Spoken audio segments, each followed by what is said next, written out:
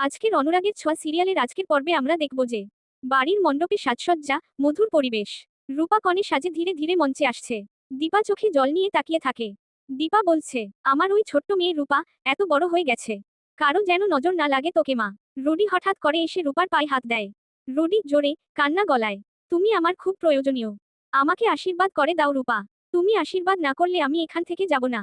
রূপা অপ্রস্তুত হয়ে যায়, মুখে রাগ স্পষ্ট, হাতে থাকা প্লেট গ্লাস কাঁপতে থাকে। মনে মনে বলে, রুডি সব জেনে বুঝে করছে, নাটক করছে।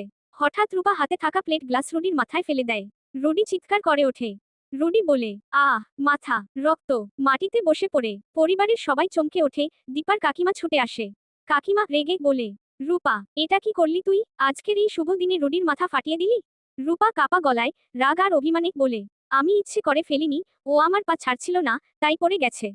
রূপা নিচু হয়ে রুডির মুখের দিকে তাকিয়ে রূপা বলে, আমি রূপা, সোনা নই। রুডি চুপ করে তাকিয়ে থাকে, বুঝতে পারে রূপা সব জেনে গেছে। অন্যদিকে কুন্তলা চক্রান্ত করে, কিভাবে কৃষ্ণ ও রূপার বিয়ে আটকানো যায়। মনে মনে হয়তোবা ভাবতে থাকে, কিভাবে রূপাকে কিডন্যাপ করা যায়। আজকের পর্বে কি হতে চলেছে, সোনা ও কৃষ্ণের বিয়েটা কি হবে? দেখতে হলে চোখ রাখুন আমাদের ইউটিউব চ্যানেলে। আমাদের চ্যানেলে নতুন হয়ে থাকলে অবশ্যই সাবস্ক্রাইব করবেন। সকলকে ধন্যবাদ।